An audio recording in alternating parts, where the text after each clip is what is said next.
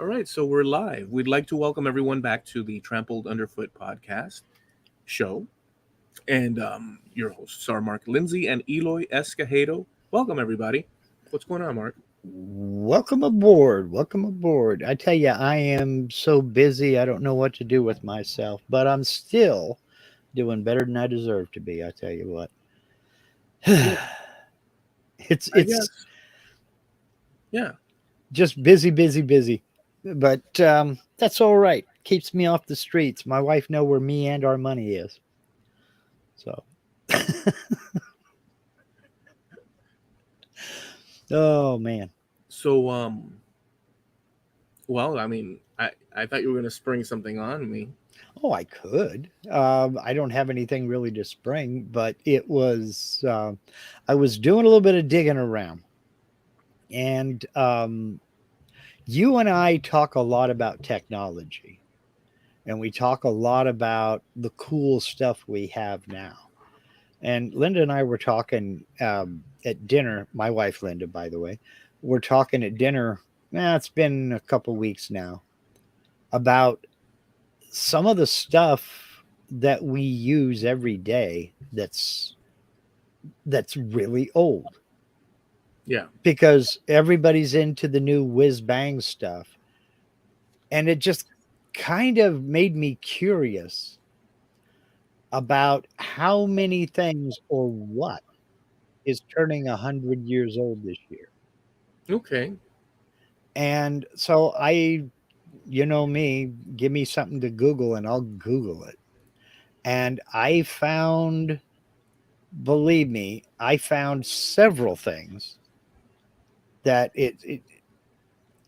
things that you would never think of.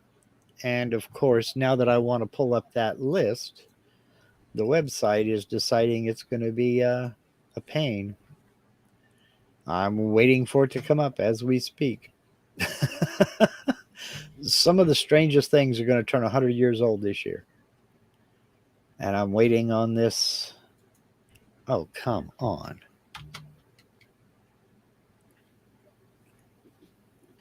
We'll talk about dead air. I'm going to have to cut out from the edit. Yeah, but it'll be easy for you to find. Yeah. Oh, man. Let me try this again. Oh, yeah, sure. There you go. Okay. Now I got to scroll back down to find my spot. I apologize for this. This is crazy. Things that are turning 100 years old this year. Now, something that we got to remember is, because I'm used to it, when I think 100 years old, I think something in the 1800s. No. This is stuff that came out in 1922, like the BBC, British Broadcasting Company. Okay. Is 100 years old this year. It's hard to believe in our lifetime radio stations turn 100 years old. We think about the technology that we have. I know in my lifetime, TV was still pretty new. You know, I was born in 61 and it was, less than 10, maybe 15 years old. Yeah. So it was still a relatively new invention. But to think that there are radio stations that are 100 years old that are broadcasting still now today. Yeah. So any of these you have a comment on, just stop me, interrupt me. But if you don't, I'll just keep going. Okay. The car Jaguar started 100 years ago. I had no idea it was that old of a company.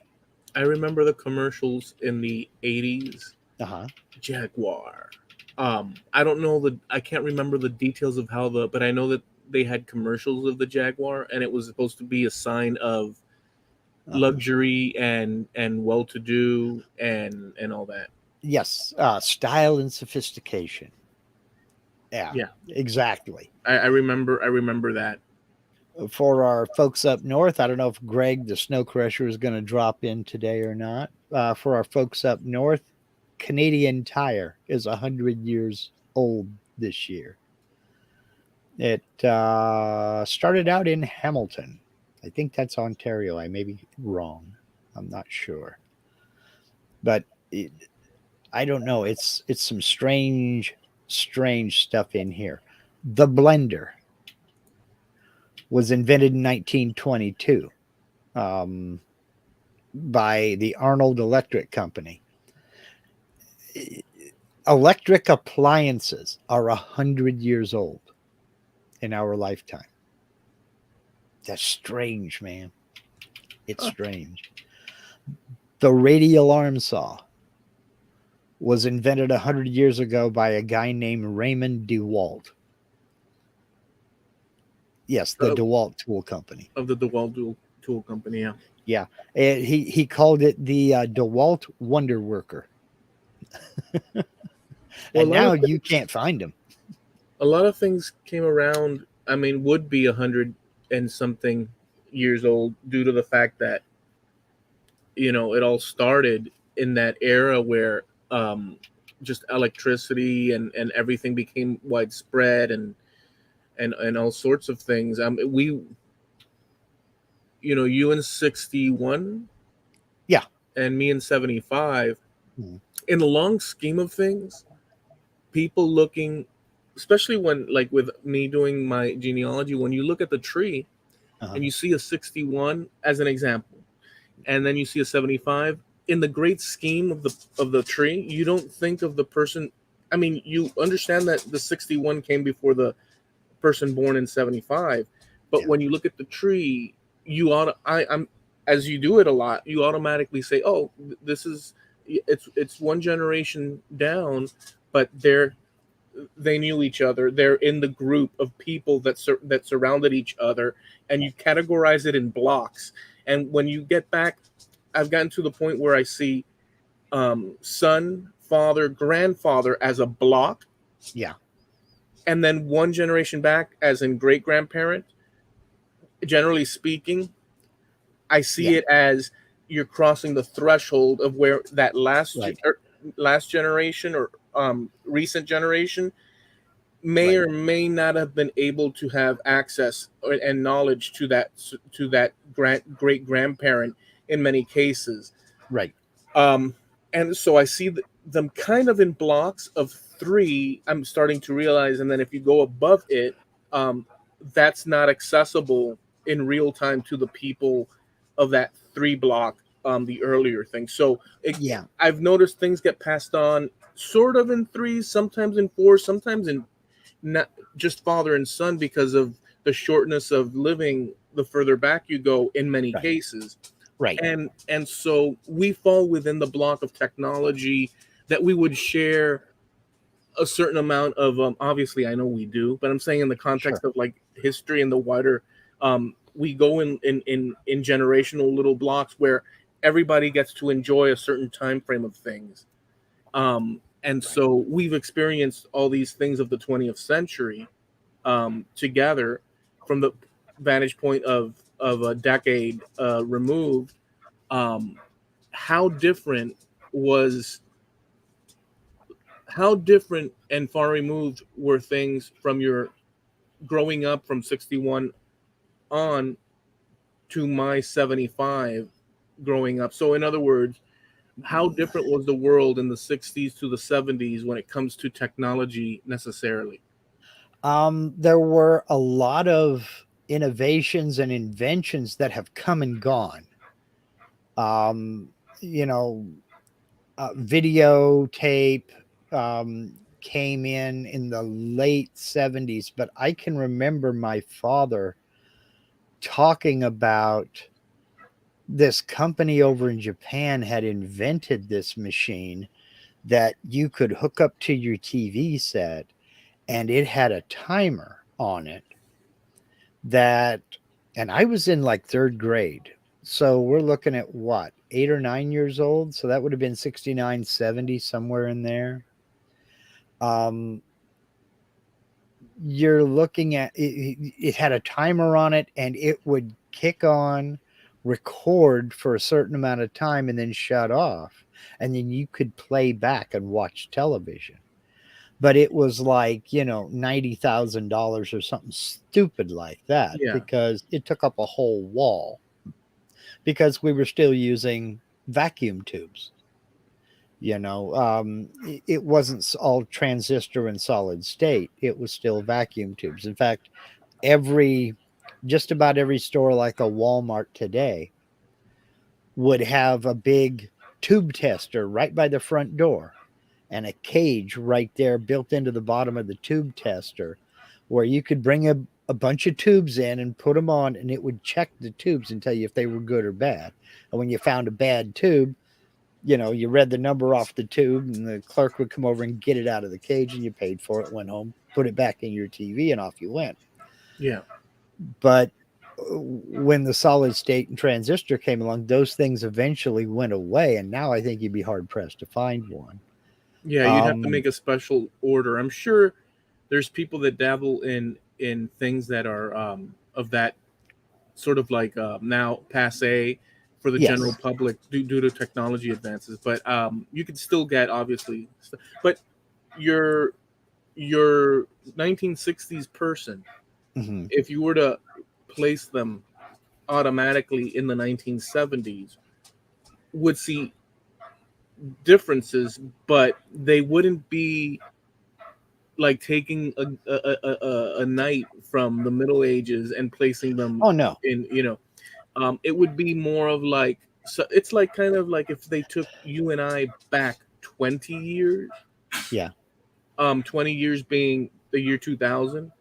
How much different would we feel that the world is around us? I mean, in every way, there's many differences, but just generally speaking, functionality and access to just general stuff. There was everything that we have now, basically, but it is 20 years. I don't know if I'm making sense, but like no, you're right. It was and a lot of that happened between the 60s and 70s too. There was a lot of existing technology was refined and made better, or the big, they called it the silicon explosion.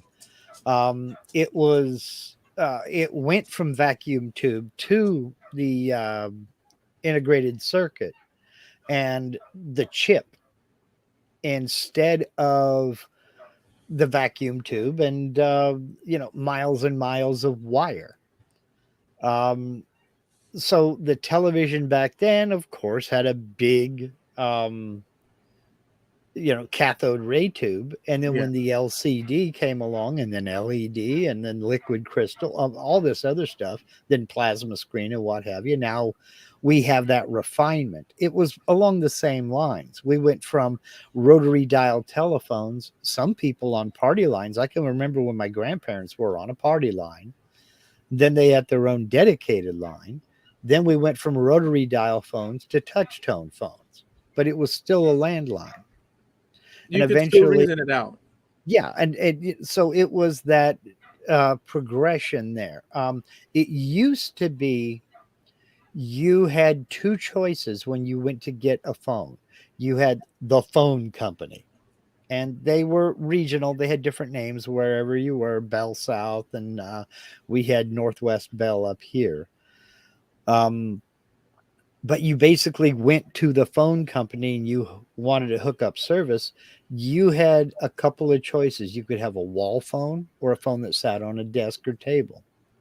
You could have the slimline phone, or you could have the standard telephone with the handpiece. And you had two colors. You had black and ivory. That was it.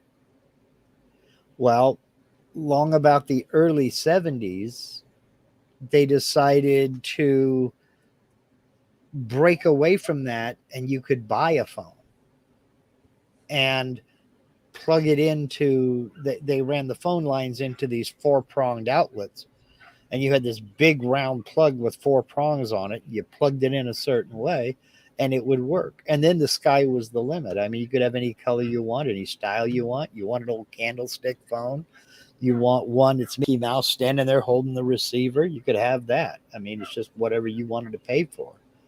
So Yeah. it was incremental things like that. It was still the same phone system, but they got out of restricting you to what we want to give you.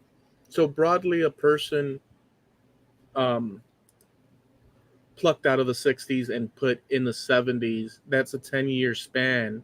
Yeah. Um, if we likened it to us living back in the year 2000, we're in 22 now. Mm-hmm. If you pluck someone from the year 2000 and like then Mm-hmm.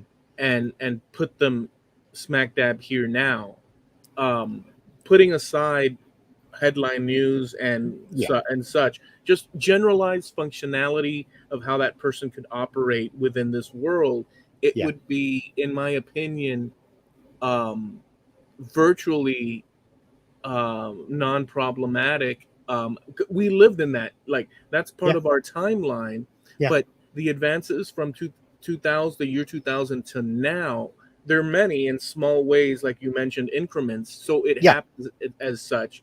But I don't know that it would be so mind-bending for a person. It may be in certain aspects, but generally speaking, I don't think that a person from the 2000s, unless they were much older, even then they'd still get the gist because they've had the 90s and the 80s and earlier. So I don't know. So how far away do you think that that sort of experiment would occur, that you pluck someone from one era to other, where they would see like, whoa, how many decades would have to pass? It depends on what you're talking about. If you're talking about technology, 20 to 25 years. But then again, the PC, the personal computer that everybody had at home, that didn't really take off until about the mid 90s, when the internet went public and was no longer Department of Defense only. I mean, there were computers out there, but you really had to be a geek or a nerd to own a computer. Why would you want that thing? Well, because look at what it could do. Yeah, big deal. But the minute you could send an email to somebody or get into a chat room and chat with people in real time and send pictures back and forth, that was something different entirely. And then the computer was just the tool you needed to do that. But before before the internet, it was there to play games, and that's about it. I remember this was in the like maybe 99, 2000, 2001, a friend sitting down before we had to go out. She sat down at her desk to type a email. Mm-hmm. And I was like, okay, we're gonna go, right? Yeah, I just gotta write this email.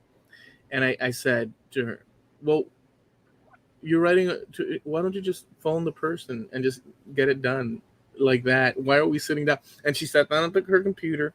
And remember, I grew up with my dad always having a computer, but I saw it as something like, I didn't even think like, and I grew up in school with computers, as we had a computer class that taught us the basics, and the computers were like these Apple computer type things. Yeah.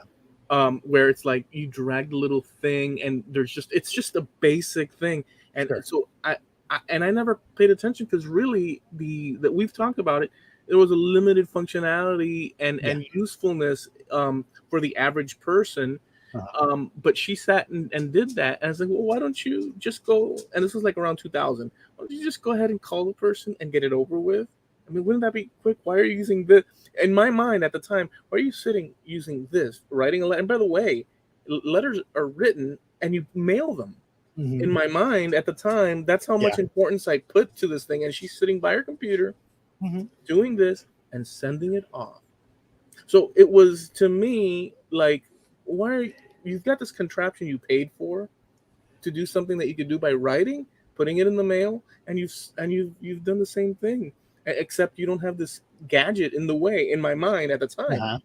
Uh-huh. Although I understood it. So the public at large may have had, there were a few factions, people that were already incorporating it, even though it's a little bit more on the slant towards, what would you call it, something novel, Uh-huh. but not necessarily generally practical. Some people might find Right. practicality in it, and then the rest of the public were, they knew it existed, but it's like, Yeah. we can And for solve this with all these other tools that we have. and for most people, computers were that way. Again, until they could communicate. And once they could communicate with people all over the place, didn't have to be your friends and family. It could be anybody, anywhere. Once that became personal, it truly became the personal computer. It Yeah. wasn't just for sitting down and playing a couple of games on. It suddenly was an expansion into the world as we know it today. And it's that way with a lot of technological breakthroughs. I mean, people will say, well, what has the space program ever done for us? Well, I can give you one right off the top of my head. The exploration of quantum theory that made a lot of space travel possible led directly, one of the side benefits of that led directly to the MRI machine that has saved countless lives. If they hadn't have pushed their knowledge of quantum theory, they would never have explored the possibilities of quantum theory, which led somebody into magnetic imaging. And they would have just been happy with the X-ray. Well, the X-ray misses too much. So, that's just one thing. Now we rely totally on satellites. So without the space program, your GPS wouldn't work. Half of our devices wouldn't work. They wouldn't work nearly as well. So there's a lot of benefits to a lot of this thing. But until it gets personal, folks just, well, okay, great. Somebody invented this. I Until you liken need that, then it becomes important. I liken it to back then, to when you go into a store, maybe a kitchen type store, and there's all these little kitchen type gadgets. Remember those egg, I guess, dividers or slicers, where you put the egg, hard boiled egg, and or you run it through the thing. There had little contraptions to slice your egg up. Uh-huh. Well, it exists, but you look at it when you're shopping, Yeah. and you look at it and you say, that's a stupid gadget. I'm sure there's some people that'll use it. Mhm. It's sort of like that, until there's such an importance placed on it that it incorporates into the society at large.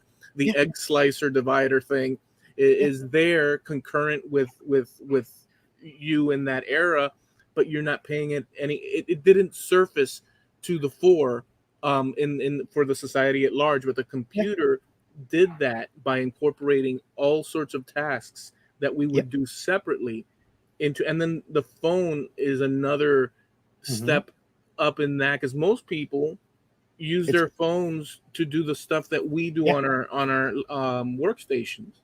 Yes.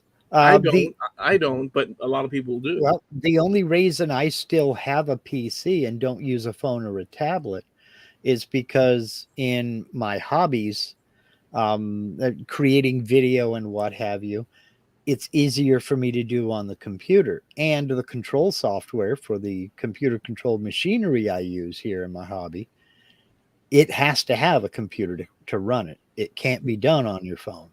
So that's the only reason I still have a computer.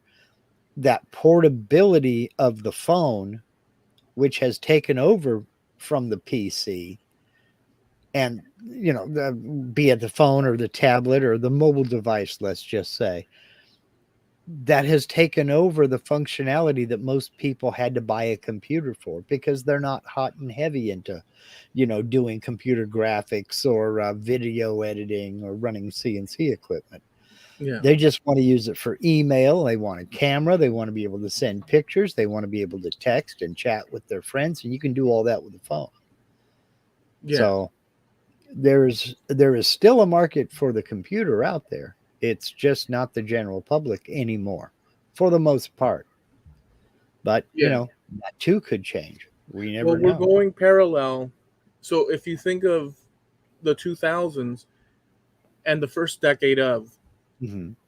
they came out with, and they still have all these things to one degree or the other, but like, let's say digital cameras. Hmm. Um, Back then, you would have your phone that was a phone separate. I mean, that was new technology too. You had your Yeah. little cell phone, and they were small, the Nokias and others.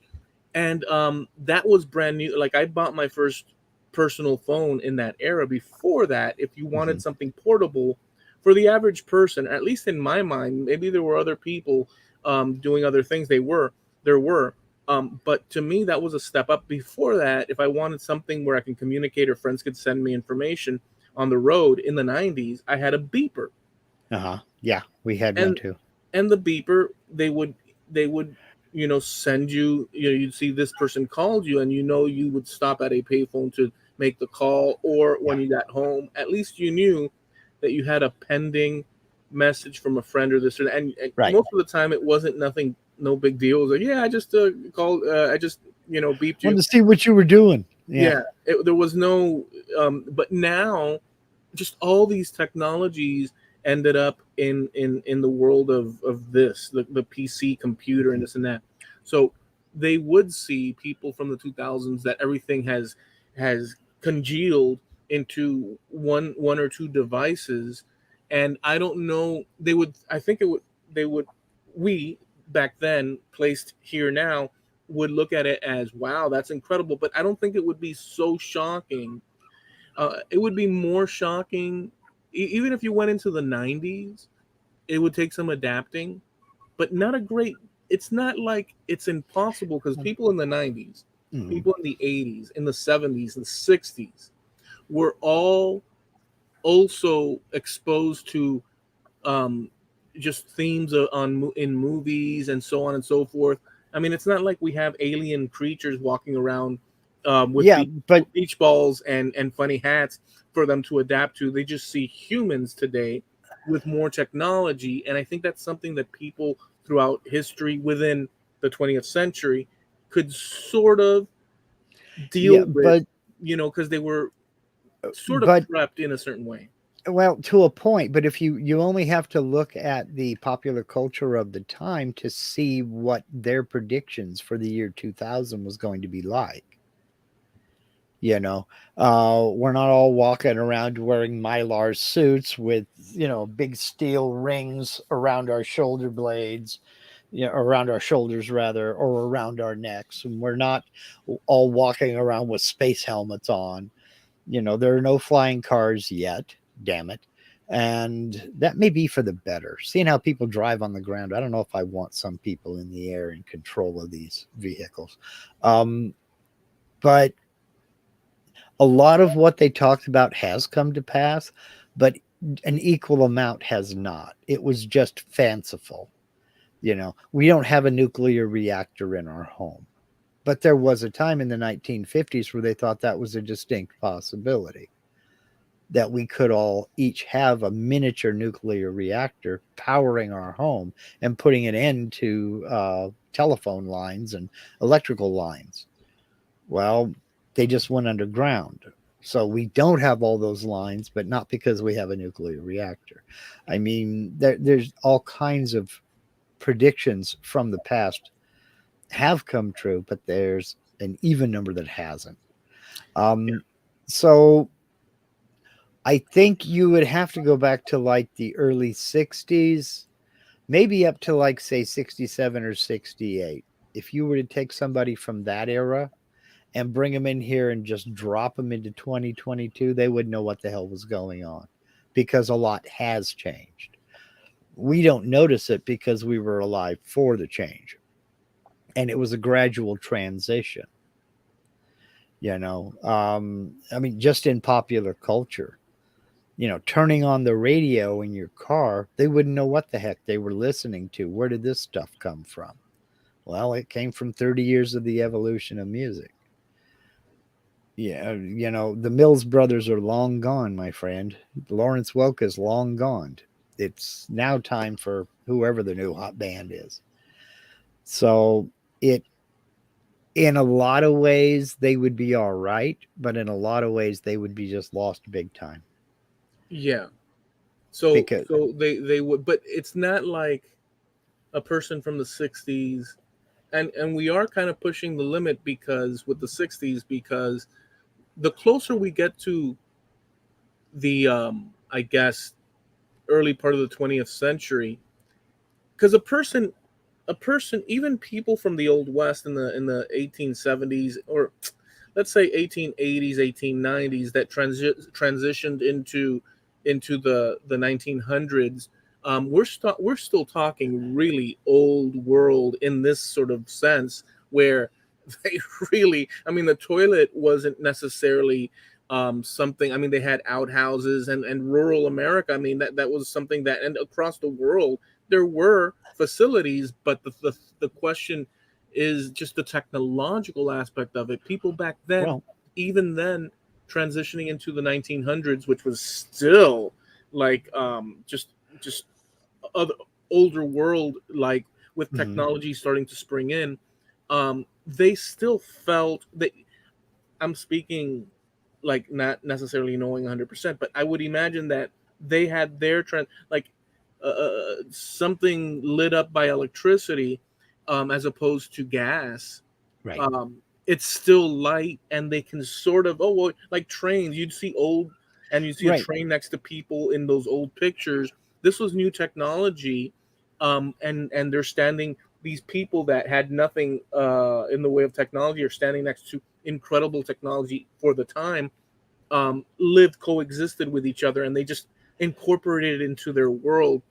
But to take those people um, into today's time Well, frame, there's a lot of difference. you don't have to go that far back. I mean, my grandfather on my mom's side was born in 1906. Hmm. And um, so he was born and remembers a time before flight, before electricity came to people's homes, uh, before radio, before television. Motion pictures were in their infancy. There weren't really any theaters around, and you went to the quote unquote Nickelodeon to watch short subjects. And you did that maybe once a year if you were lucky, because they were rural folks. They weren't living in the big city. He was a carpenter for most of his life.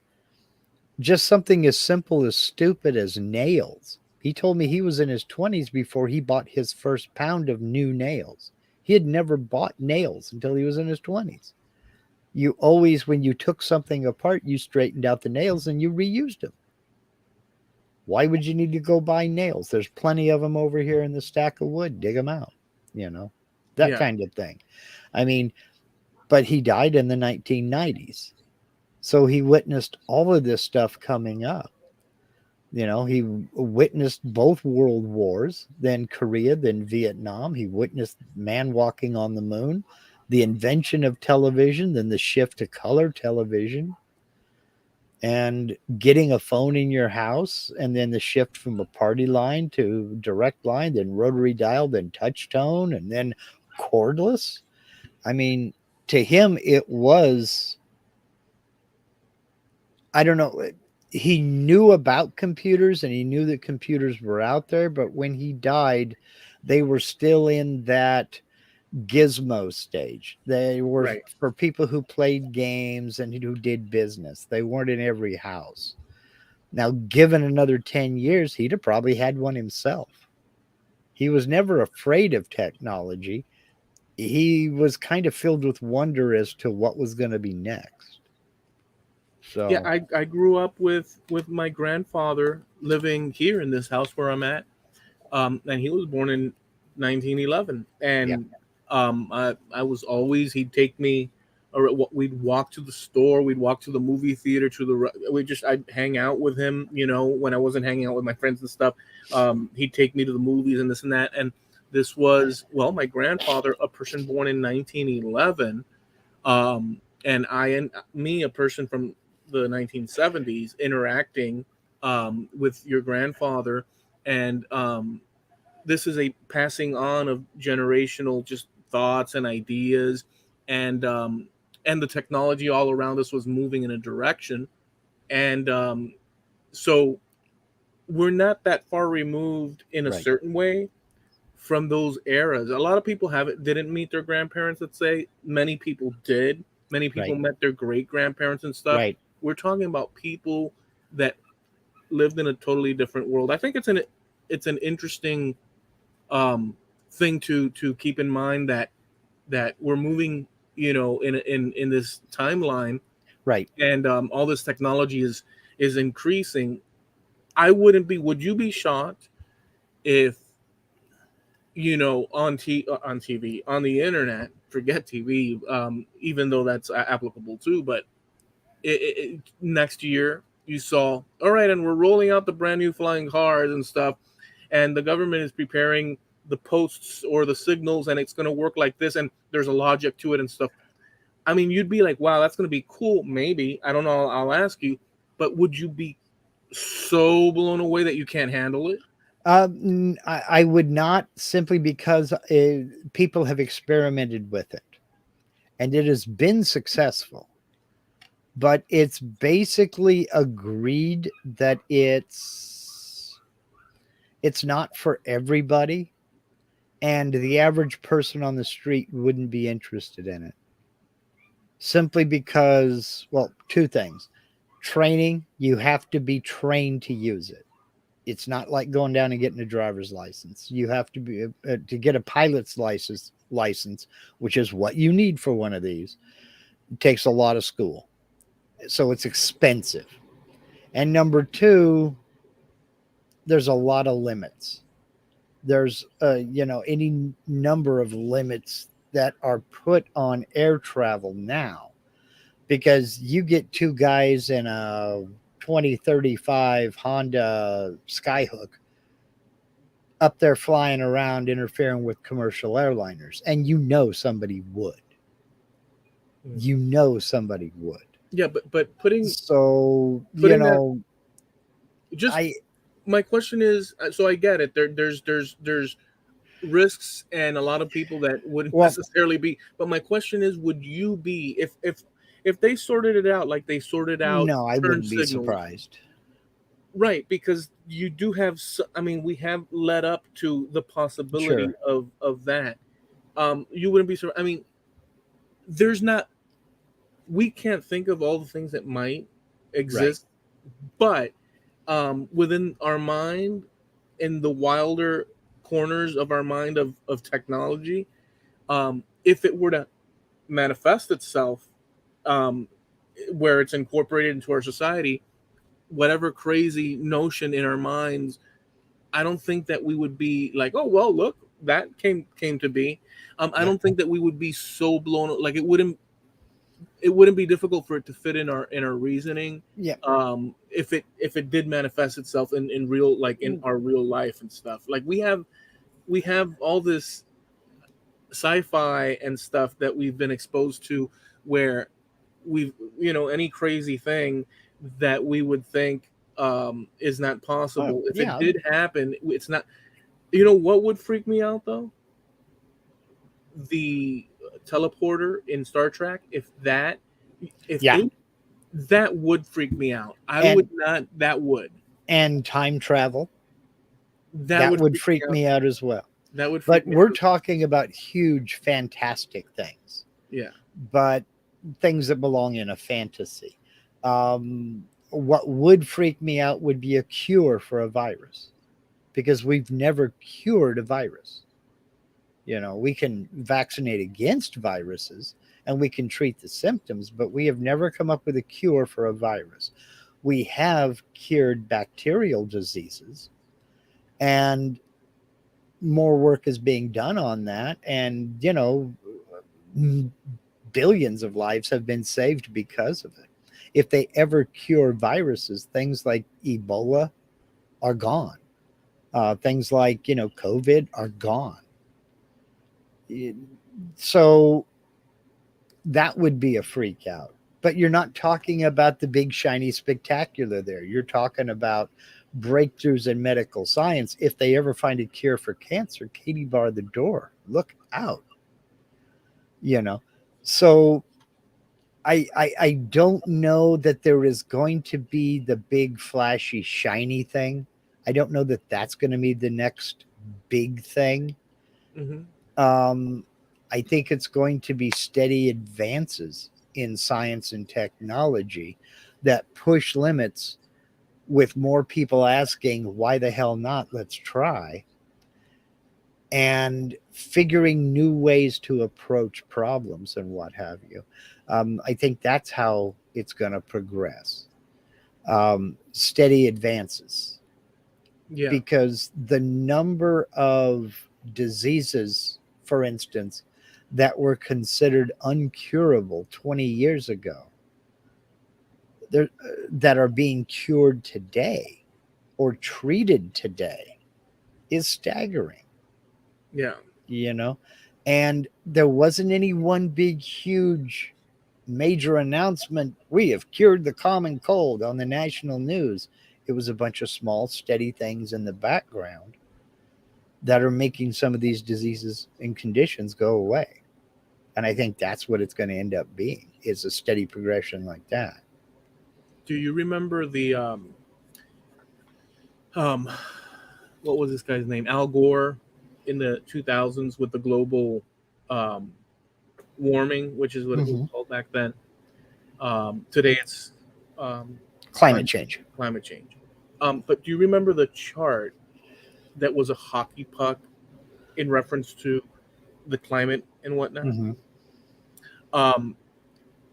The other, and I think that hockey puck, sort of that they called it that back then, was an exact replica. If I'm not mistaken, was an exact replica of human population. Because the other day I saw, I was looking at human population. I was looking at stuff, and they presented the earliest like humans, back in time, and in a percentage chart, and you could see that populations were increasing from a certain time on as people double up and marry and multiply, but it stayed roughly, due to all these things you just mentioned, with like diseases and technology and stuff, lack thereof, danger and stuff, just small population of people recorded, and you see it going and going, staggering, and then you see it increasing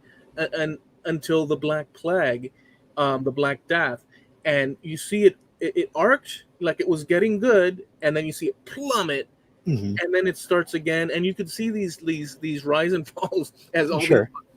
But the arcing up of human population starts roughly with the Industrial Revolution, and Greg and we had a discussion about this months ago, where I was thinking early mid or late 1800s, and Greg had mentioned no in the 1700s, and to me I was like, no, because I was thinking of machinery, like full on and stuff, but there was a beginning to it, and I was corrected, and I understand now. The 1700s was really the blow up. So the hockey puck starts at the 1700s and just frickin' escalates into that hockey puck. It coincides with people doing these great, engineering projects, and this, just distribution of items made similar to another, and scientific stuff. And so 1700s things really start get cranking, and it's just hockey puck to the population we have now. But prior to that, you were lucky if you were to survive into a lot of people did, into their 40s, 50s, a lot of people, and even older as they do today. But a lot of people likewise were good if they got into their 30s and 40s. 1 in 3 babies died at birth because They just, medicine was, I don't know, leeches. Yeah. When all else fails, go get some leeches. You know, and it wasn't understood that cleanliness was a good thing. It wasn't understood that there was something called bacteria that would kill you, you know. So that was a big thing as well. Antiseptic surgery became a thing, and that saved countless lives because the number of people who died as the result of a medical procedure before that was staggering. Yeah. And then there's also better sanitation. We don't have cholera outbreaks like we used to. Whole cities like New York City doesn't have a cholera outbreak every other month that kills a few thousand people. So, I mean, it's little things like that that don't make the news that I think are the normal progression. um you know it, it's hard to say where the next big thing is going to come from and what it's going to be, and I hesitate to even try to predict anything. There's people working on, obviously, on all sorts of things. There was this one gentleman. There's a few of them. There's many of them, but there Mhm. was one guy back in the '90s, that was working on a functioning model for a time warp, a not time warp, forgive me, a space warp, meaning A riding wormhole. riding at the at the speed of light, Oh, okay. travel at the speed of light, which is insanity. And he had done his studies and calculations, and so there's other people working on that. Mhm. And so in this one documentary, they show, they don't get into it, but they show the model, and that they want to actually build one. They're in the fantastical stage, but Mhm. they show this mesh, like they show space, and then Mhm. they according to Einstein, as opposed to that the gravity is basically a bending of space and time, like a weight, like if you took a Okay. trampoline and you put a bowling ball in the middle of it, and the trampoline mesh is space, that ball sinks that mesh, it expands it down, Mhm. and it becomes like weighted Yeah. down. And so that's what happens to space around objects, depending on how big or small they are. And then that itself is what constitutes gravity. This is the theory that the Yeah. Einstein. And so what they did was they have a ship, and for some reason the mechanism, they have that mesh in space, and it's taking that and it's folding that space in front of it and in back of it. It's still theoretical, but Sure.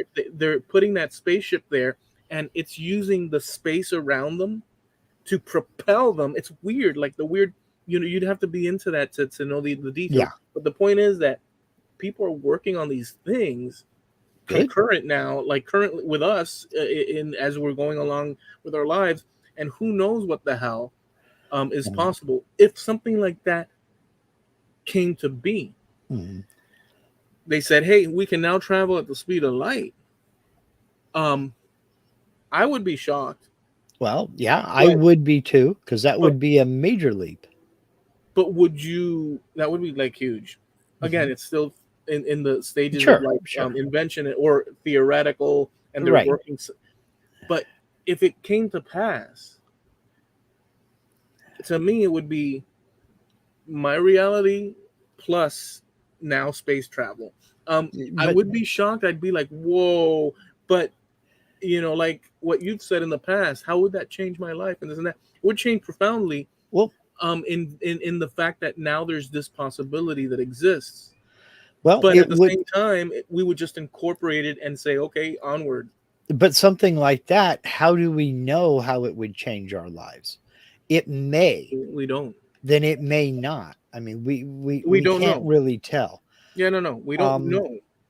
and because what else is going to come out of that? And that's what I mean. You have something like the MRI machine that came directly from exploration of quantum theory. And what kind of research and what kind of developments are going to come out of this type of research, this development of this? Give me one second. I heard I don't know if somebody's smashing something else. Hold on. Uh-oh. It sounds like the Hottentots are at the gate.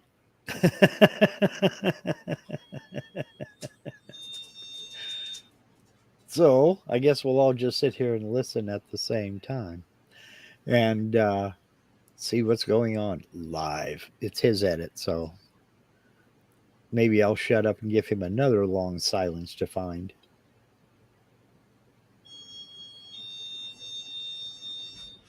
Your door is open. Sorry about that.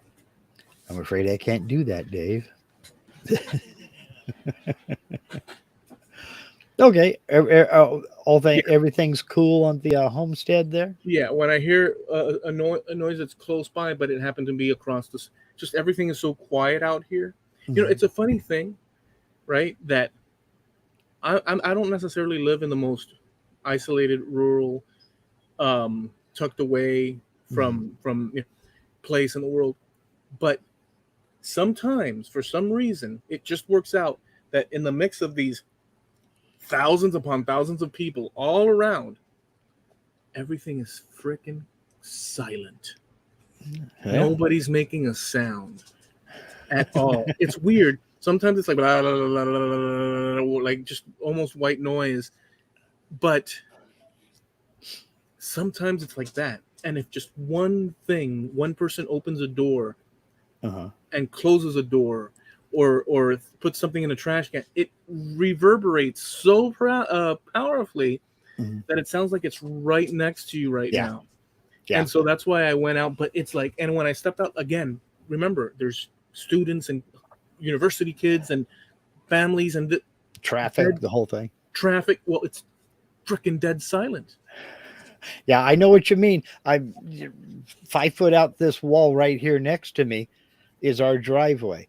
Our next door neighbor is moving, and he dropped something the other day, and I come flying out of this chair and ran outside. I didn't know what the heck had happened. And, you know, I burst open the door, and he spun around to look at me, and I looked at everybody okay? And he's like, yeah, that's okay. He says, I dropped the, oh, all right. Okay. So back in the house. But you were a little overzealous. And kaboom. And I thought, what the hell is that? Because it sounded like it was out in our driveway. And I thought, did somebody, you know, miss the brake pedal and run into the back of our car or what, you know? Well, you see, and that's so if we were to transplant you over here, you would put, because I could picture that, right? Because when you're in a more calm area, with less population, although in reality, it's a fair sized place where you live, but still, you know, a bit more. We're out in the sticks, if you were to be transplanted here, I've lived in the big city.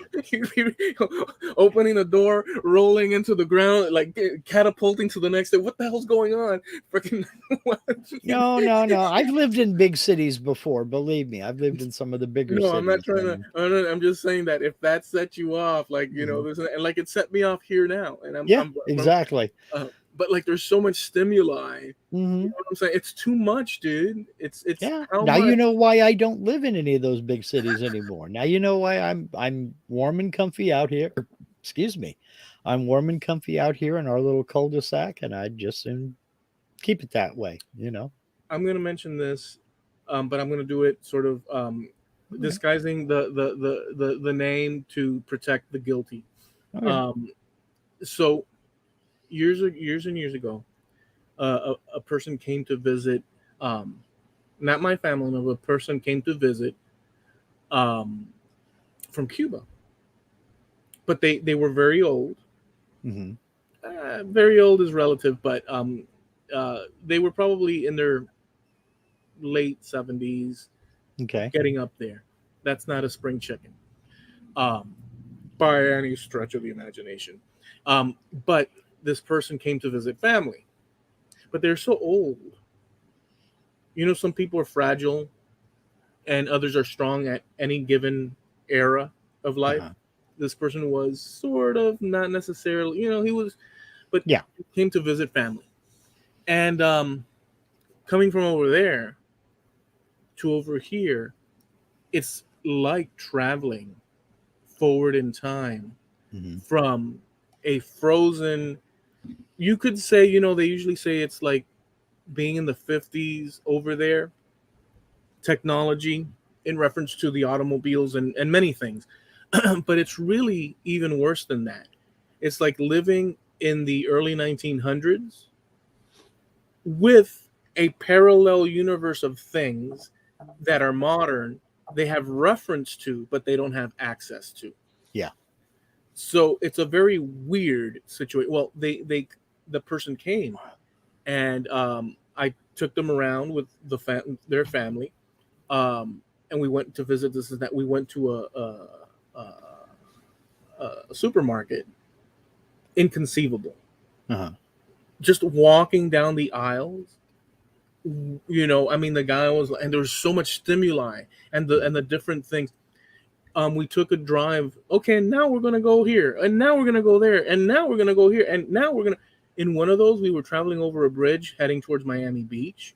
The smaller bridges. There's various bridges Mm-hmm. that take you across from the mainland to Miami Beach, which is a strip next to Florida. It's part of Florida, but whatever. It's connected by bridges, and you could take some that are more, I guess, cutesy or like more.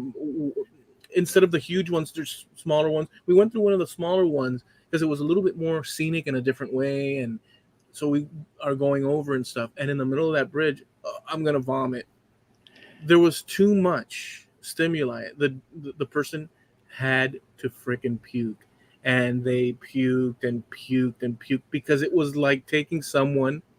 So I can picture, and that's a person that has references to modern day stuff. They don't have access to it, and in their visual field, they don't have it available to them, but they do know through newspapers That and it exists. that it Yeah. exists, and it's current with life, but they just don't have, it's not incorporated into their living. And if you expose someone to so much that's living, literally they're living, it's like looking at someone back in the 1900s. I mean, it could be even worse than that. In some aspects, they're living back in the late 1800s, early 1900s, and in other aspects, it's just concurrent with us. A person like that, exposed to all this, I saw it, Mm-hmm. was too much. The brain is being exposed to, and then there's the fact that also within the psyche, well, why don't we have all this? And just Yeah. it starts really messing with the person. The person at his age, maybe a younger person, could have processed it Yep. way better. And probably wouldn't have wanted to go back. Exactly. Exactly. But I mean, because how do you leave that?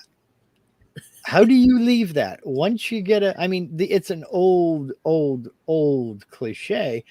How you going to keep them down on the farm once they've seen, you got out, you're experiencing all of this. Why would you consider going back? What would be your motivation to Just make you get back on the plane and go back? other than family, Yeah, that would have to be the only thing. that's the only thing. But it's very difficult to have limited, to go back to less possibilities when you've been exposed to more possibilities. Exactly. Even something as simple as a supermarket in North America. And by the way, these are things that if you go to Mexico, I visited Mexico, and we went into a supermarket. It was so weird. Everything was so Western, like Old Mhm. West, it felt like. And then Yeah. you had towns, and so it just, to me, it was such a weird thing.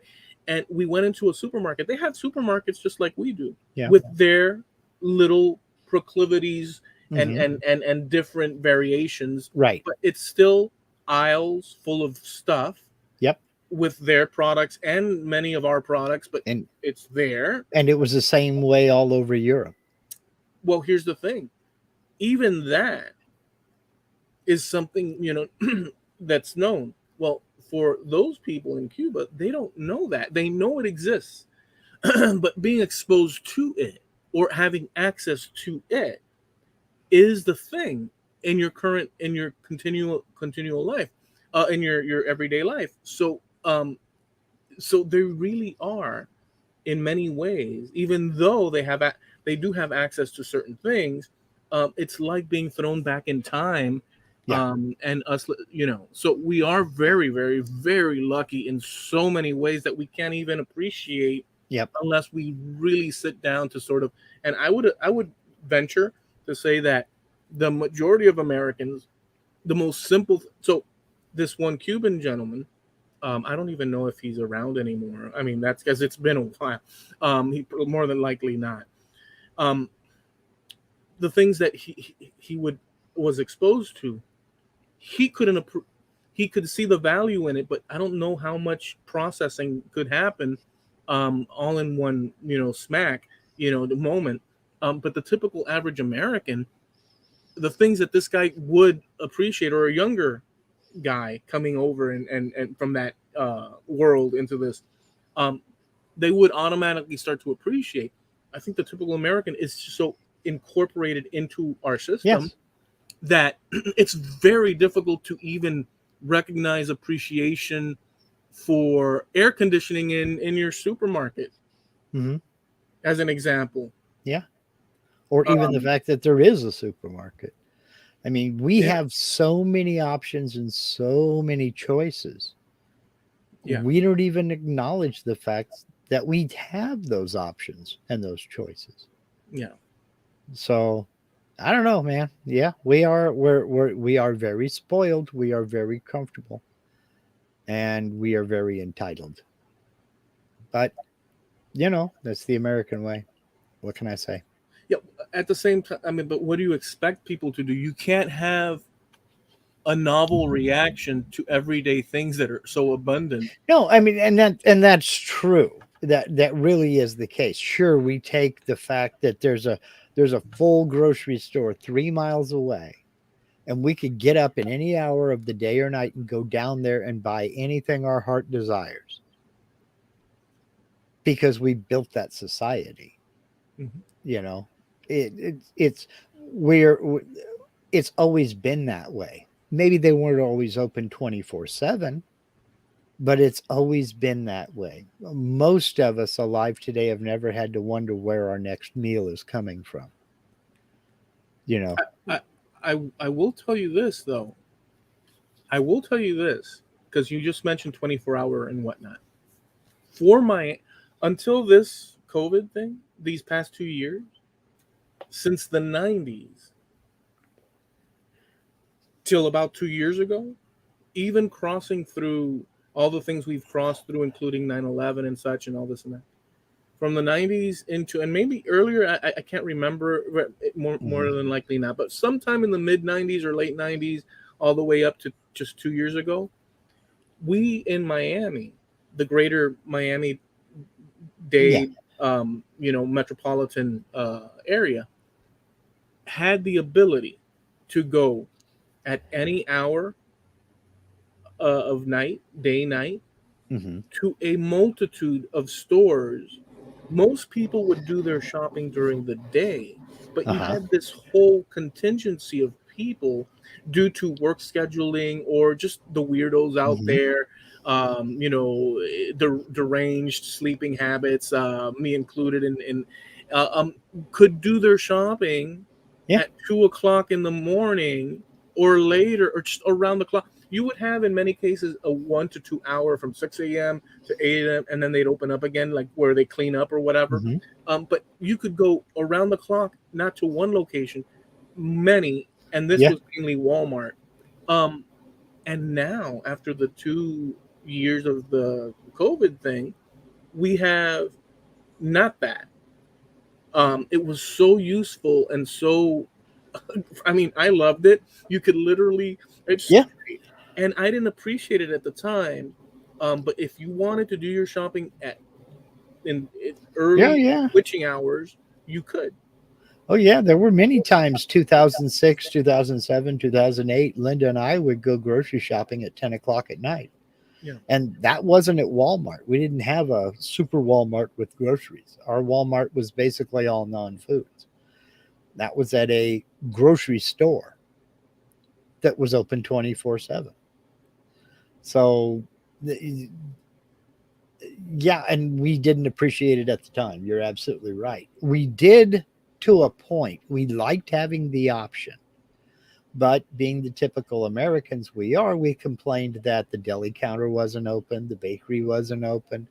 It's like, no, it's not open. It's 11 o'clock at night. Come in at a civilized hour and all that stuff will be open, you know. So, Yeah, there's a lot of things that we would take. I don't know that there's much of a choice, because when you have access to things, they're as normal as your arms and legs. They're uh, connected to you. You expect it. uh-huh. Why wouldn't you expect it? And that's what I mean when I say we're also entitled, Yeah, because it's like, well, the situation you're talking about, the 24/7 stores, you don't have that now. Well, why the hell not? That's there's a the lot of one of reasons. that's one of the gut checks. That's one of the initial reactions there. Well, why the hell not? Yeah. Oh yeah, You know. like it's like it makes total sense to like so, but I don't know all the details. I just Sure.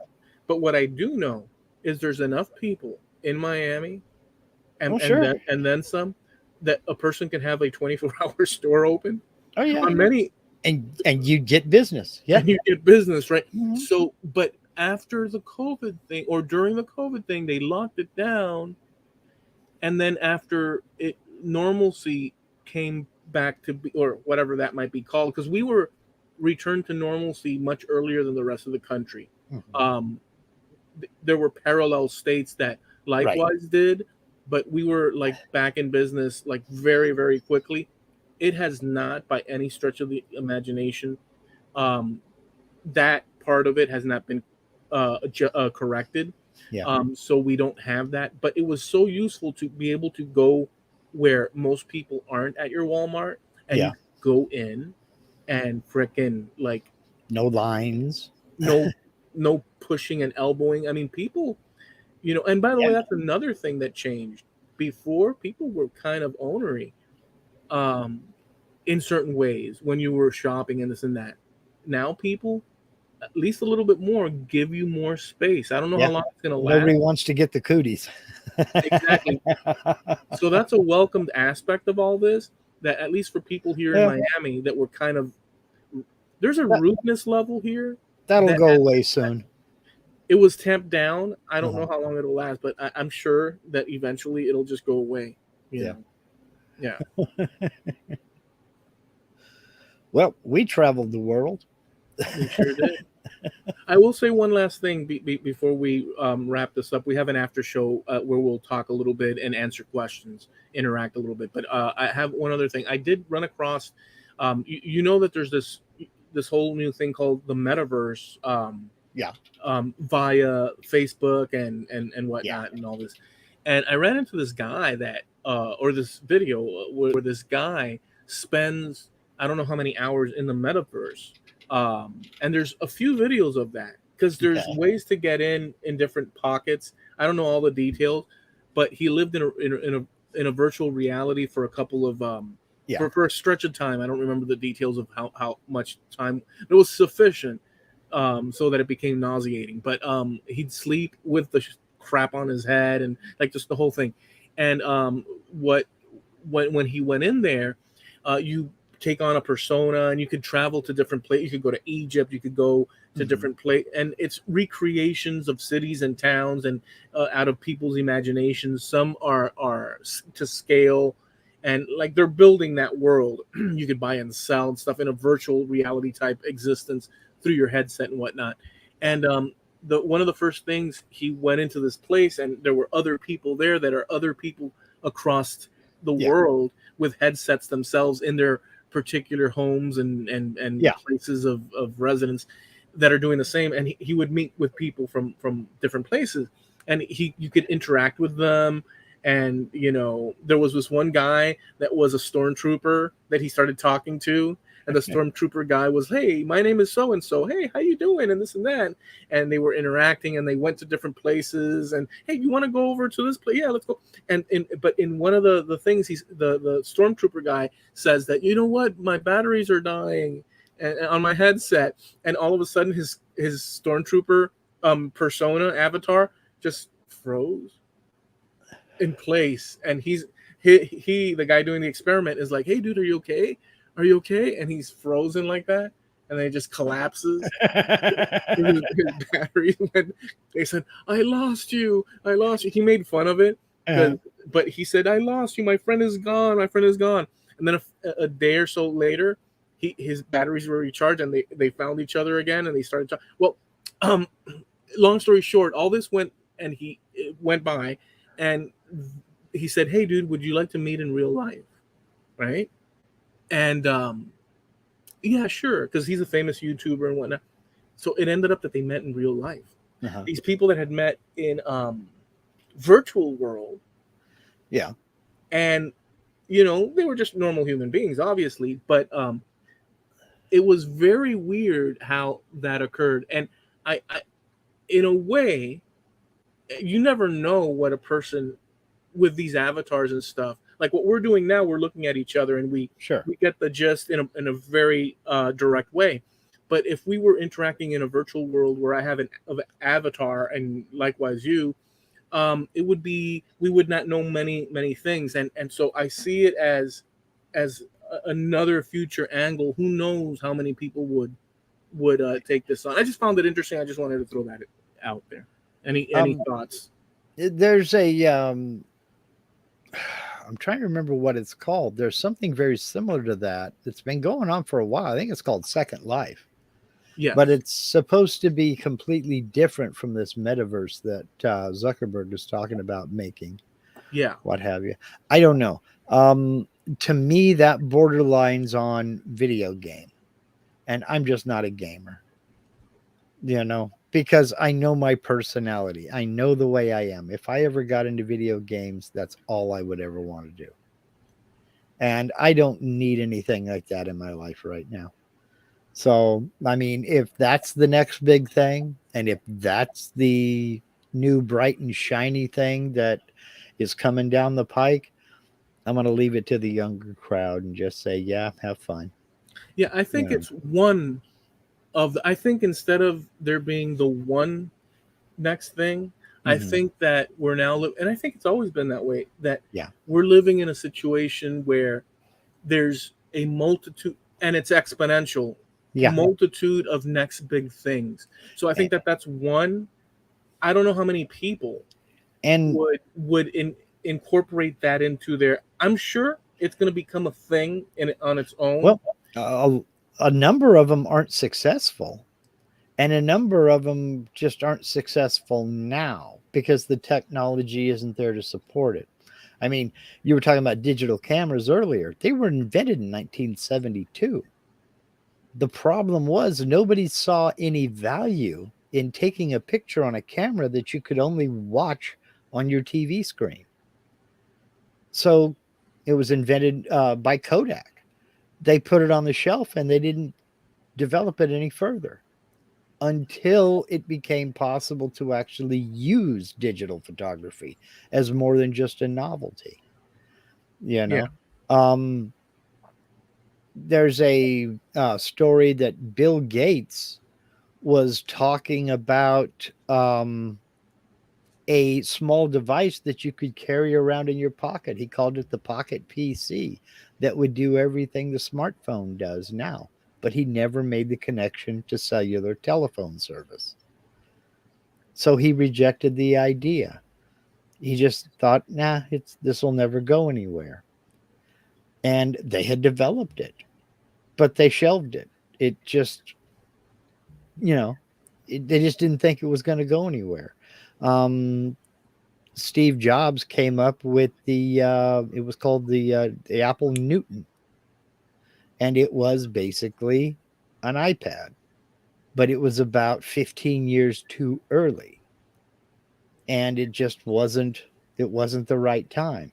It couldn't do half of the stuff the iPad can do now, but a lot of the technology came from at least giving it a try, And Think the Newton didn't sell very well at all. It was a real dog and people hated it.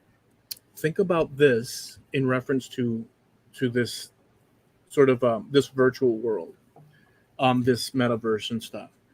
In terms of this, and I'm just thinking off the cuff, but holding that there for a second, we're interacting right now through the StreamYard service, Mm-hmm. which is this video service that we can stream onto different platforms and so on. And we're using this service to as a conduit for our particular conversations Mm-hmm. and conduit as a conduit of our particular conversations and so on. Whereas another person might, or another two people or three or four might be talking about dinosaurs and another one about comic books. Facebook is a vehicle for communication, and people on there, you'll see like Transformer forums, Yeah. Ancestry forums, and so they take the technology and use it as a vehicle for their particular interests. Mm-hmm. I could foresee.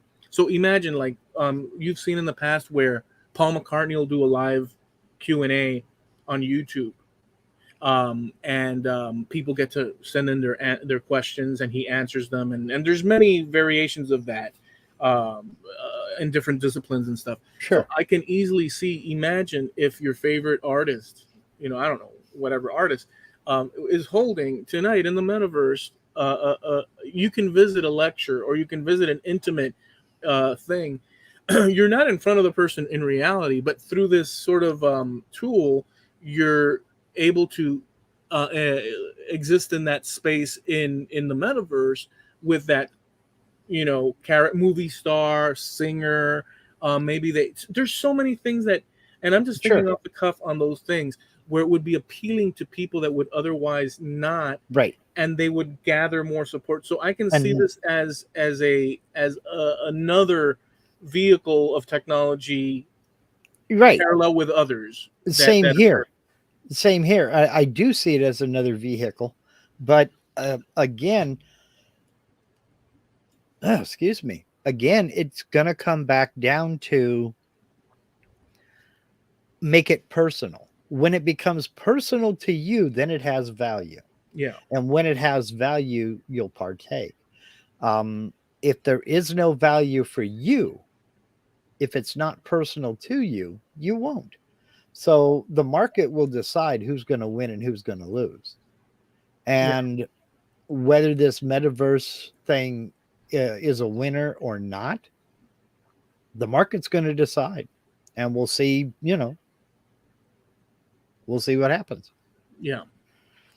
So, but you're right about it not being any one big, bright, shiny thing. It's going to be a number of small things that come all at once, and not all of them are going to succeed. Yeah. Yet now, 10 years from now, who knows? All right. I think we've covered a lot of the, we went down a good sort of. Oh boy.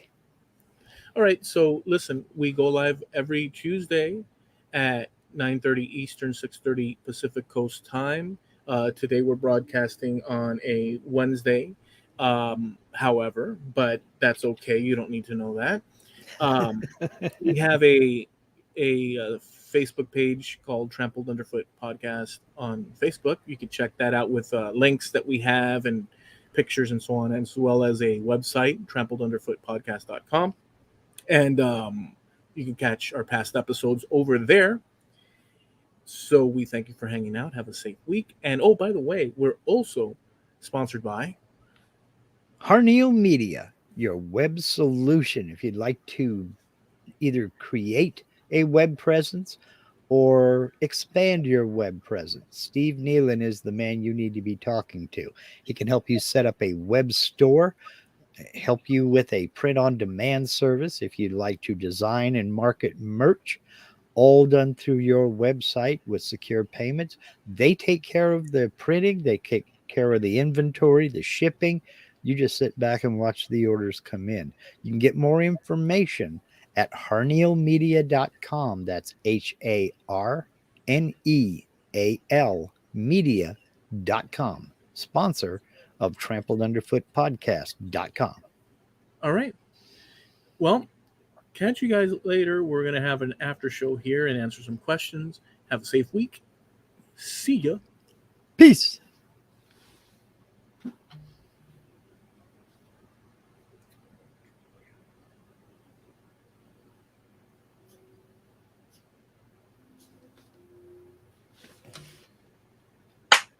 It's your edit, so you take the long pause. I don't need that long of a pause. Oh, man. Okay.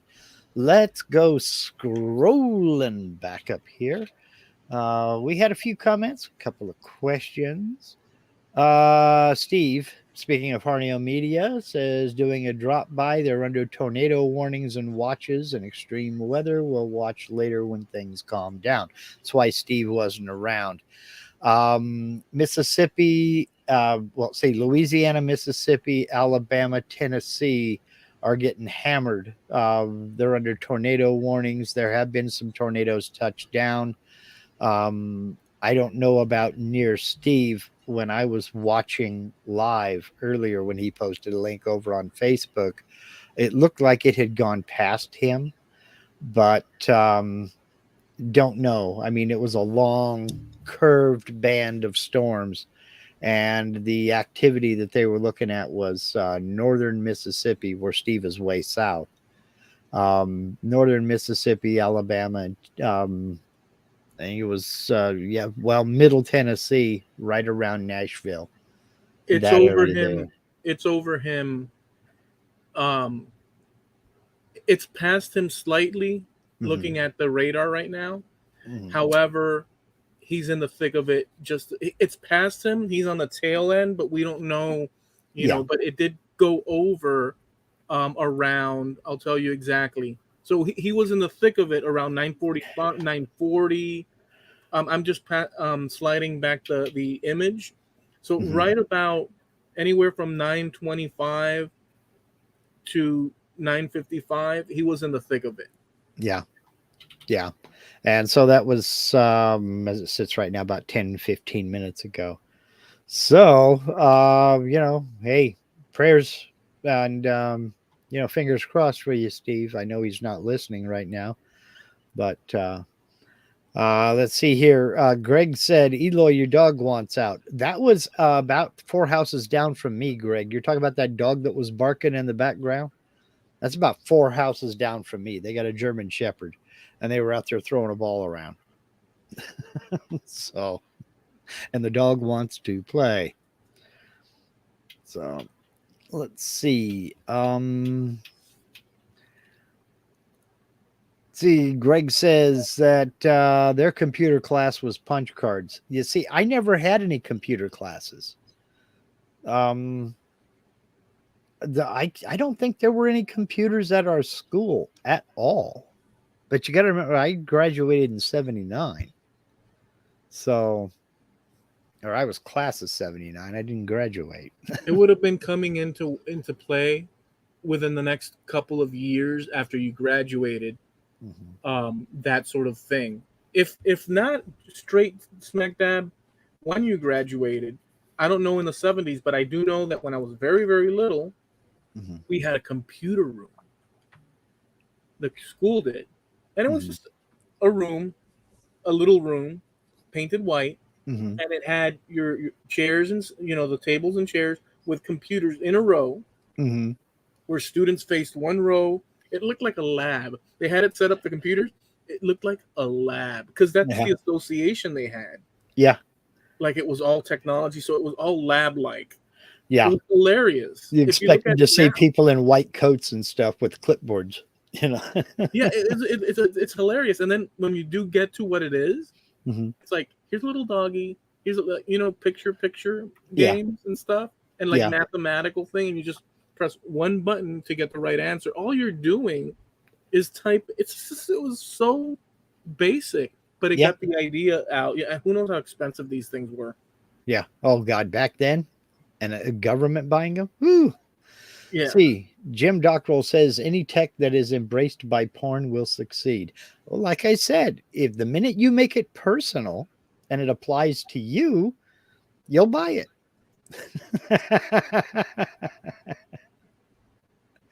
Let's see. Greg Snow Crusher says reverse tech. Give a millennial, I think he means, a dial phone to make a call. Yeah, you can find videos on YouTube of kids reacting to 60s, 70s, and 80s technology, and watching them try to dial a phone is funny. But we weren't born knowing that either. I mean, we had to learn it too. But yeah, what can you say? Let's see. Find another good one here. Yeah, talking about your well, let's wait a minute. That's way up here. There it is. Lindsay says, my grandmother was born in 1881. She was born to horse and buggy and died after man went to the moon. Yeah. Yeah. I mean, my great grandfather, well, neither of my great grandfathers saw the man walk the moon, man on the moon, but both of my great grandmothers did. And I mean, my great grandmother on my father's side lived into the 1990s. And well, Linda, you met her. So that was after we were married in 1988. So, you know, I'd say Roger the Tinker says flying cars would have a height limit. Yeah, but that doesn't mean somebody's, you know, cars on the ground have a speed limit. That doesn't mean everybody's going to obey that. So who knows how all of that'll look? Yeah, you know, if at all. Yeah, because to get imagine having the same traffic that you do on an interstate up in the air without any. I mean, there would have to be some sort of like. I would imagine some sort of like what do you call those things out in the sea that float in the sea? Like a buoy, yeah. I think there would have to be like buoys. So and it would be like bumper cars where you could boom. Oh, okay, and or technology that slows you down or brings you back into. Who knows what the story? There would have to be some sort of precaution in safety features, redundancies, because boy, and plus, what if you run out of juice and you're up in the middle? I mean, what the heck does that look like? Yeah, I mean, well, see, I think that the expense is going to weed a lot of people out. In the beginning. Yes, because, you know, it's not a cheap proposition to begin with. You know, first of all, the equipment's going to be several $100,000. You know, try to buy an airplane. Right. And that's now, still expensive. Now learn how to fly it. You know. Yeah. And, you know, you don't wash it without getting inspections. So now this could be the subject for another show, but I doubt it. They will never cure anything. Big Pharma will not have it. It's a money thing. Explain antibiotics. Explain antibiotics. We've cured a lot of things. No, but some things slip past the conspiracy. Huh? Some things slip by conspiracies. So if you have a conspiracy to think that they're out to manipulate is not unreasonable, but to think that they're out to manipulate only is not reasonable. Right. In other words, I'll give you a very basic, broad possibility. This is not reality provable in my mind, although I'm sure people have done the work in the past. I'm kind of sure that they have. Yeah. If you get a company like Apple to do proprietary things, you could use their product, but you're stuck with them. That is a conspiracy to a degree in order to maintain a customer A monopoly, yeah. a monopoly on things. So I would not confidently say that that would not happen in the field of medicine, in the field of technology, in the field of wherever it's possible, and you have humans involved, unscrupulous activity, unethical activity, Well, in my thought, can occur. Whether or not it does occur, if we don't have information, then we don't know. But I wouldn't put it past a certain company that has the patent on something to use it to their advantage at the expense of a certain amount of people in the population. I well, wouldn't deny that possibility. the thing about medical patents is they're completely different. They're a medical patent on a drug or a treatment or something like that is only good for a certain amount of time, and then that's it. The patent is gone, and it can't be renewed. Unlike a normal patent, like if you develop a new hard drive, for example, you can keep renewing that patent and keep it going. Medical science is completely different. So once that patent's expired, then the generics start coming out. It's I don't even want to get into the discussion about big pharma and this, that, and the other. It's like, if you're sick, you take your medicine. And that's as far as I go with that. Yeah, no, I'll just say this one thing, without being specific. You don't have to. It doesn't. So look, for there to be any type of conspiracy, to shy away from the word conspiracy, that's whatever. But it doesn't take a lot to question things like, who makes profits, why are some countries able to have access to medicines on the cheap where others pay this premium, and who does the profits go to? Not necessarily with the pharma thing, although this is the pharma thing. There may be multiple reasons, but it comes down to people that are making decisions in order to sort of turn the tides of profit in one direction or another.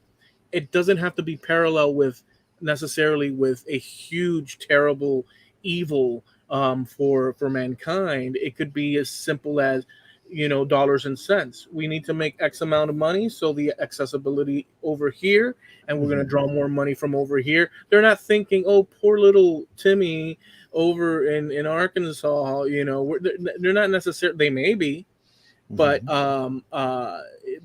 they have a business to run, and so they make decisions. I don't see a problem with the fact that some people get screwed over certain decisions from a few, and others do not.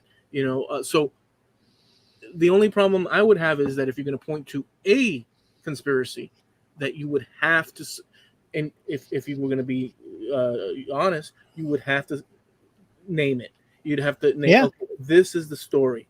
And if you can't name it, you still have the ability to say, well, it seems fishy to me. You have all these layers of ability. Sure, but present your evidence. Yeah. But the only way to condemn someone proper, or a group of people proper, or an organization proper, is to lay it out in black and white, so that there's proof of it. The rest is a spider's web of different accusations and assumptions that may or may not be true. That may not be it's easy to point a finger. It's easy to point a finger. Yeah. Said here, antibiotics were invented in 1928, penicillin, before Big Pharma. Yes, but antibiotics are invented every year. There are new antibiotics coming out all the time because certain diseases are resistant to the antibiotics we're using. Penicillin is not prescribed all that much anymore, relatively speaking. But let's think about that. When was the last time you saw an advertisement on TV for an antibiotic, for penicillin? I lick my refrigerator's outer lining. Yeah. I mean, when was the last time you saw a advertisement for a tetanus booster? there's just, there is no money in it. There's no money in advertising for things like that. What they do advertise is the stuff that has just been approved, and the stuff that they think people are going to want to try. And it's weird because we're one of the very few countries in the world that allow lawyers and prescription drugs to be advertised on TV or Yeah, well, radio or whatever. the other day, and I've seen it like 2 or 3 times on the internet in between ads, Uh-huh. or in between whatever I'm watching, Yeah. where this medical sort of commercial comes on. Oh, yeah. I might have propapicha pumamura, and if you're worried that you have pumamura, you might want to consult your doctor because this is the solution and stuff like something to that extreme. And I saw that and I was like, what the? I didn't say what the hell, but I said what the? Look at these people, and so there is Yes. this whole thing where, and try this for this and try that for that are approved, for you to ask your doctor. And then there's the underbelly of things that are holistic and this and that. There's a whole world involved, and the only reason it pushes forward is because people are making money in order to, if you want to think positively, in order to have money to create more solutions. And if you want to think on the opposite side, they're turning a profit and doing whatever it is possible to put products in to get people like crazed. So there's this whole spectrum of possibilities. I think they're in it for a business. There's solutions that are viable, but there's also money being made. Some people are iffy and dodgy, and other people are on the up and up. But for the most part, anybody involved in an industry needs to have money rolling into their pockets. The problem is, how much are they how much is it until they're screwing people? Is there a limit? No, there's not. Is there? So it's a complicated world. To me, it's very simple. Every business is in business for one thing: to make money. Point. Period. Yeah. Punkt aus, as the Germans would say. Period. Yeah. That is the reason they're there. You don't run a business for love for very long. No. They are there to make money. That's it. And if you don't think that, you may be a little bit naive, and you may need to go back to school and look at a few things, because that is why they're in business. And if it costs them X amount of dollars to develop this medication, they're going to charge accordingly. We don't put limits on what these companies can charge. Other countries do. So they have to make that up on us and the other countries that don't limit. So there may be a government subsidy in country X that keeps prescription prices down. There may be a regulation that says, no, you can't charge more than Y, that keeps prices down. We haven't done that. Price controls stagnate innovation. We tried it. We have tried price controls. Our gasoline, Carter put a price controls on gasoline in the late 70s and early 80s. And Reagan took them off. For about a week, prices went up. Then they plummeted. They went way down. If you tell people you can't charge more than this, they're going to charge that because they can. And it won't be seen as greedy. But the minute you tell them, oh, there's no max limit, now they have to compete with the guy across the street. Prices came down. Price controls always increase the price. Let's see. Canada gets tourist buses full of Americans coming over to buy insulin. Yeah, and America gets busloads of Canadians coming down to get seen for an illness today, not next month. So it's a fair trade, you know. Well, Everybody's it happy. depends. It depends on the person, Oh, sure. right? Obviously, it depends on the person, but there are a lot of people coming down south because they can get treated now. They don't want to go on a waiting list. Yeah, they have to pay for it, and they know that, and they do. Right. But they're But willing to make that decision. obviously, people need to get paid. Doctors need to get paid. Sure. Companies need to get paid. Mhm. People that file things, patient information within the doctor's office needs. Everybody needs to get paid because Sure. what they do with that pay is live, and Mhm. and so there is that. So there has to be a money incentive, Sure. because nobody's going to pay their way. Nobody's going to say, "Okay, doctor, you don't have to worry about paying off your university." And the receptionist, nobody's going to say, "All right, receptionist, you're a receptionist, so we're not going to force you to pay your this bill and that bill." Nobody's going to say none of that. Everything is a rotating pay. Sure. And you need to extract somehow.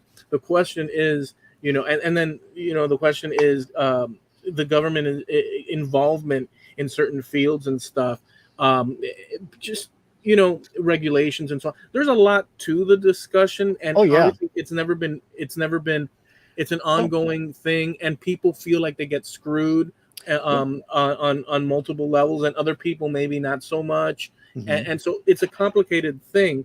But Well, if you look at it in comparison to there's other examples of other parts of the world. Many parts of the world have a certain standard at this day and age for medical treatment and medical sure. help and so on and so forth. Sure. People across Most of the the world, civilized world does. Yeah. yeah, there's not just let people croak and whatnot. Although No. there is some of that too in certain cases and stuff. But I would just say that wherever I think anywhere you find human beings, you will find people that are willing to take a otherwise noble thing and turn it into a excessively greedy, selfish activity for their personal gain. So you can have a slew of good people and a few rotten apples utilizing the same technology or the same medical, institutions, and the same. I mean, we see it in government. We see it in people practicing it in with Well, insurance. We see it wherever there's humans. You're going to find that there's people that will set up their own mini sure. little endeavors. And the market's going to weed those people out as well. But you hit on something without realizing it there when talking about insurance. I had this discussion with our doctor. I knew because of our explanation of benefits that we get in the mail from our insurance company that he charges $125 for a office visit. Because it is, as you say, the receptionist has to get paid, the PA has to get paid, the nurse that comes in and takes, my blood pressure and everything else, they have to get paid. And let's not forget the fact that everything within that building, he's bought, he is paid for. So that little cotton swab that he rubs in your cheek there to get a sample, he bought that. He bought the little tube that it's going into. He bought every Band-Aid, the chair you're sitting on, the butcher paper that he rolled out onto the table when you sat down. He bought all of that stuff. All that's got to be purchased. But I asked him, I said, if I came in to your office and I didn't have insurance, but I'm running a fever and I want to get checked out, how much would an office visit be? He said, if you didn't have insurance and we're talking cash only, I said, yeah. He said, $60. And I said, okay. So because I have insurance, it's $125. And he says, yes, I have to charge that because I participate in Medicare. And that's what Medicare pays. And if I don't charge the insurance company the same thing I charge Medicare, there's an investigation. And I don't want to get messed with. I have to charge the insurance company the same thing Medicare pays, and that's $125. So that's what the insurance company gets charged. He said, but if you came in and you didn't have insurance at all, $60. And I'll take payments. I said, okay, all right. So while it may sound like, oh my God, medical care is so expensive in the United States. Not really. Not really. I paid more for haircuts, you know? So, not recently. Well, you know, so I've done that various times throughout my life. I go and pay $50, um, and so they can write me a prescription for X, Y, and Z, Mhm. whatever, or bringing someone that needed to go to a doctor, and so that's available as well. Um, and so the whole thing about, you know, the great picture of it all and why things are expensive in one place and not in the other necessarily as much, service and quality of service, and just all these things, all these layers of things. People need care Sure, because human beings need care. sure. um, and there's millions and millions and millions of people, and it's a huge Well, industry in that level, and and people are, well, let me just say, people that work in it um, are working in it because they also need to. They.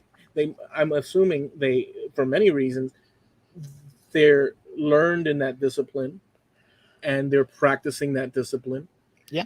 But of all those people, you take any group of people of any number, the larger the better for this particular thing. Hmm. You're going to have um, all sorts of personality Well, types, sure, ethic types, sure. as in any other field. Um, but uh, it could be worse. It could be better, but it Oh, could be sure. worse. Sure could. But, the other thing, the other factor a lot of people don't consider when they talk about the expense of medical care, do you just without reason, just go into the nearest emergency room in your hospital. And I'm talking about down here in the States.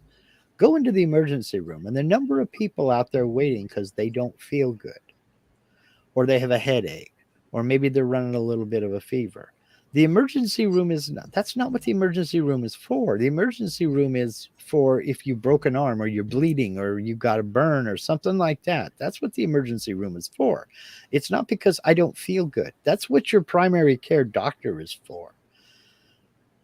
So you go to the emergency room, it's $400 just to walk in the door. Now, if you choose a doctor and go to a doctor, well, my doctor right down the block here, $60. I can handle that. I'm not going to the emergency room because I don't feel good, or my elbow hurts. Well, if my arm is broken, yeah. Or if there was a sudden traumatic injury to it, yeah. But I slept on it wrong? No, I'll go to the doctor. Thanks very much. So, in other words, that's a rant I have. It's one of the things that bug me. Don't use the emergency room as a primary care doctor. That's craziness to me. Let's see. Greg says most new tech takes about 20 to 40 years to show up at a home consumer level, but most of the population had already heard of it. Yeah. And that's the way it was for those video cassette recorders that I was talking about earlier. This thing was a huge, expensive piece of machinery that did what a VCR did, but it took another 20 years before we ever saw them. So, quick, beta or VHS? They're both paperweights Yeah, true. Okay. at this point. Well, not that's not. See, that's a great example right there of me and typical of human beings ready to discard that VHS. And even the did you say beta or Mm-hmm. VHS? Well, Yeah. that VHS, for the most part, even beta, some people like yourself could literally current day Mm-hmm. make use of it in order to Sure. perform the project that you need. Sure. Even though we're away from that technology, there's still hidden gems. So Well, paperweight, I was so easily ready to lay it, well, to the side. it's a paperweight to you because you already have a friend who took your 8mm movies Mm-hmm. and transferred them over to digital. Right. So I don't have my 8mm movies. I wish I did because I made some fun movies, but that's by the by. Let's see. Roger the Tinker says sanitation has been the biggest thing for population growth. Truth. That and nutrition. Sanitation and nutrition. And Jim Dockrell points it out next. Nutrition. Yes, absolutely. Once they get figured out sanitation and steady food supply, that was the number one boom to the population growth. Let's see. You were talking about the warp drive. Is that what it was called? Yeah, it was a speed. Yeah, like a warp drive. Exactly. Okay. All right. And then you were talking about how quiet was around there. You said what? No techno salsa? No, it's the good, the good. Let's not jinx it. Let's not. Well, let's just leave it at that. Mhm. And Linda says, in fact, it's too city for me here. I wish we could live in the country again. I've done told you, missus, if there's no broadband, that's a deal breaker for me. And Greg is showing his attention span. I don't think that banning broads is a good idea. But continue. Okay, well, just true. Greg says house across the street burned down, and I didn't notice it till the next day. Well, yeah,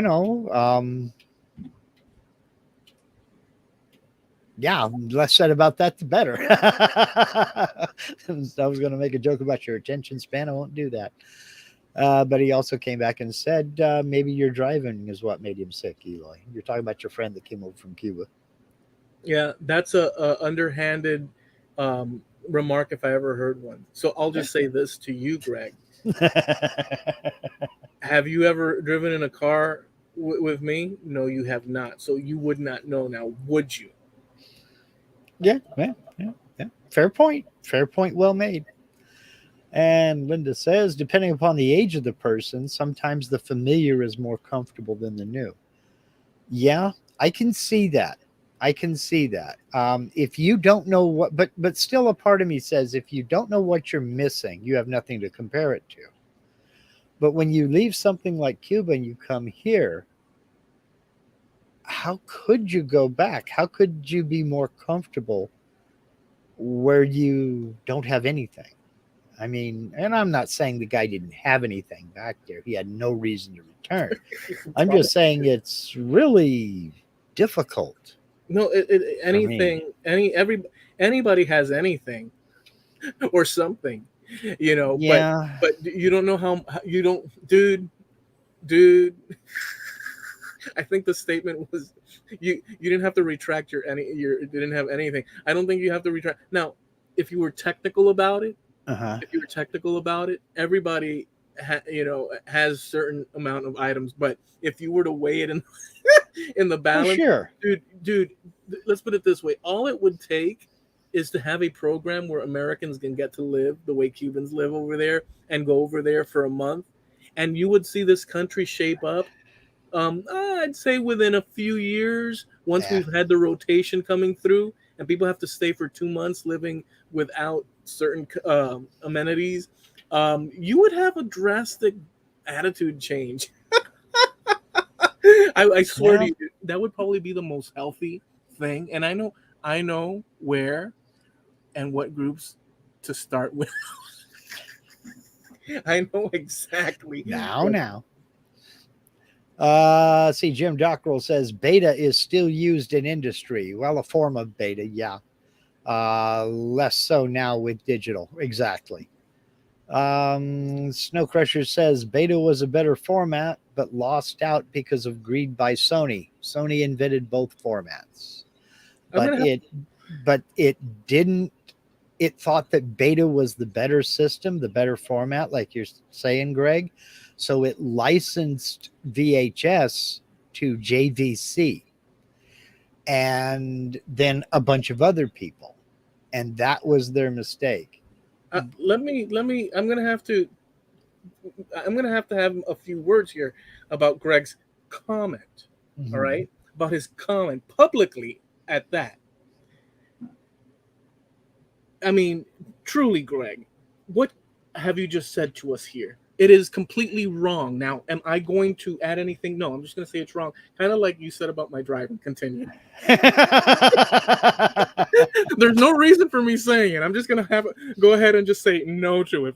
I mean, you know what? I don't know why tonight it's like Greg is on me and just whipping, and I'm not taking it, Greg. I'm not taking it anymore, Greg.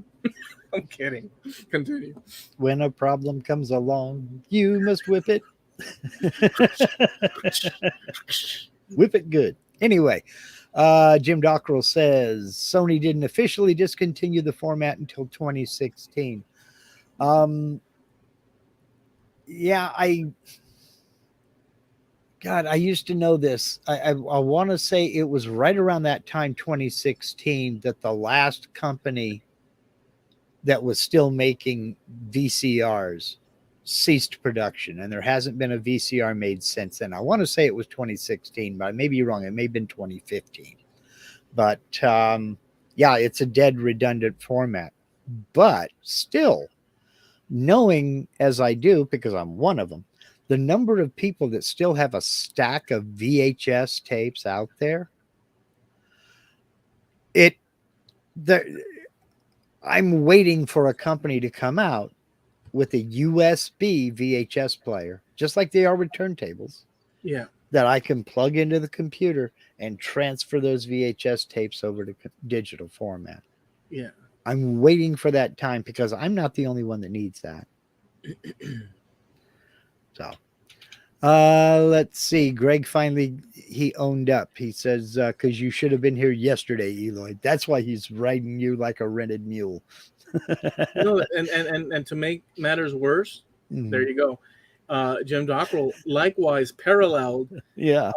I mean, I don't know what it is. It's so Canadians not only are our biggest friends and viewers, obviously, but they're also like a thorn on my frickin' butt. You've never had a big brother or little brother, have you? I'm an only child. Yeah. See, and so that's how I relate this. This is sibling rivalry. You know, you suck. Those shoes stink. Oh yeah, get a life. Oh yeah, get a personality. You know, stuff like that. That's fine. That's great. But if somebody from the outside comes along and starts picking on one or the other, they know we've got their back, and they know, and we know they got our back. So you know, it's just like, oh yeah, and yes, that is true. Jim said yesterday when I shut down the recording, I said, he says, tell Eloy he sucks. I says, you tell him that, Jim. I can't help it, but let's just go. Let's agree to put this past us and see if there's a road forward for us. Well, it is past us. I made it back. 24 hours past us. Steve just posted he made it back. We were talking about you in the mix there, Steve. Yeah, hope everything's okay. Obviously, you're up. Obviously, you're running. Your house isn't laying on its side or upside down.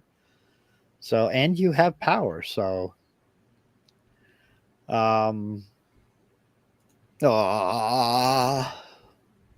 you, Jim.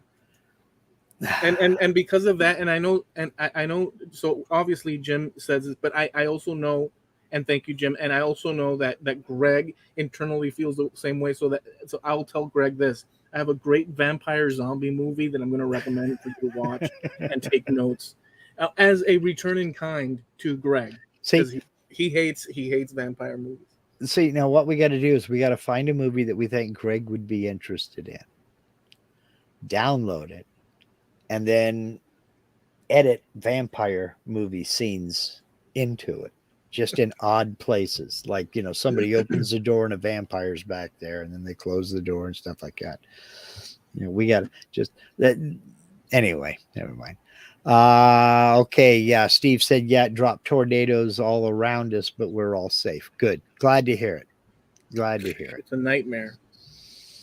So yeah, that link you dropped in Facebook, Steve, I went over and was watching that, but it looked to me like I thought it had already passed you, because it looked to me like they were all talking about northern Mississippi and not down where you were. But evidently, that, like I said, that was a long curve of a front going through there. So evidently, you caught the tail end. No, I looked at the map. It looked like it from 940 something. Mm-hmm. It looked like, at least to, I mean, the band was like bam right through all of Mississippi, and by 10 or by 9 or by 10 something, or I forget, it had crossed. But when you asked, there was still green over his homestead. Well, let me see here. I have to go back over to Facebook to find it, because he posted that. He posted that earlier this evening. I'm cruising down to find it. Here we go. Yeah, he posted that 4 hours ago. So, and that's when I went and looked, and it looked like it was already past you. So, but evidently, what I was watching, they weren't really focused on your area. They were talking about Nashville, Tennessee, and over into Alabama already, and northern Mississippi. No, but I saw the radar, like the live radar feed when you had asked. Yeah. Well, that's what I was watching, was live radar feeds as well. Okay, here he says it went past us to Alabama, but they just set a new warning for Jackson. Okay, so it must be a pretty thick band. So, and okay, yes, this guy named Ryan is still live. Okay. Tornadoes dropped from the Gulf all the way up into Illinois. Okay, well, they hadn't gotten as far north as Illinois when I was watching. So. It's so surreal. Yeah, it is. It really is a surreal, like, one moment to the next. I mean, well, whatever. That's a whole different subject. Yeah. There has to be a place where the sun is always shining and the temperature is just quite right. And there is. The stores are open 24/7, and you can have fun at night. There's got to be a place where, damn, dude, every year I'm doing a off the cuff poem, and you totally, well, no, it could be a nice little support for it. There could be a place. There could be a ruined. No, I'm a background singer. There is. Yeah, it's called Hawaii. The problem is, after a while, it's boring as hell. Oh, well, there's none of that then? It's a perfect equalized. Summertime average is 85 degrees. Wintertime average is 82 degrees. Humidity averages 50%, 45 to 55%. Okay. It's going to rain for about a half an hour every afternoon, and then be gone. Wow. But it's a real light, almost like fat fog. It's a mist. They call it pineapple rain, because it's kind of like you're walking through one of those misters. Yeah. Where they spray the cold water. It's kind of like that. And half hour, it's done. And then the sun's out again. It's, t-shirt, shorts, flip-flops. That was my uniform the whole time over there. That's awesome. And it gets boring as hell, because you're just basically locked in. You're right there. Yeah, I mean, it's no different than my whatever. Yeah. But you can't go anywhere else without getting on a plane. Yeah, but okay, no, I understand. It's good to have other towns and cities to be able to flee to. Yeah. Yeah. Yeah. Okay, well, we ought to go ahead and wrap this up. Steve did say about the perfect place. He said they call it Shangri-La. Shangri-La, yeah. Didn't he mean Shangri-La? So yeah, I try to make it funny, and it just doesn't work. Well, I didn't know if you were trying to say sangria or that's exactly it. Genuinely, okay, I get you. All righty. Shangri-La, right? Yeah, Shangri-La. Utopia. Yeah. I love Hawaii. I love Hawaii, but I'm glad I'm here now. Yeah, exactly for that reason, because it got so boring. All right, let's do this thing. All right, let's do that thing then. have a good night, everyone. Peace. Peace to all of you guys. We'll catch you next time. Peace. No, thanks, Greg.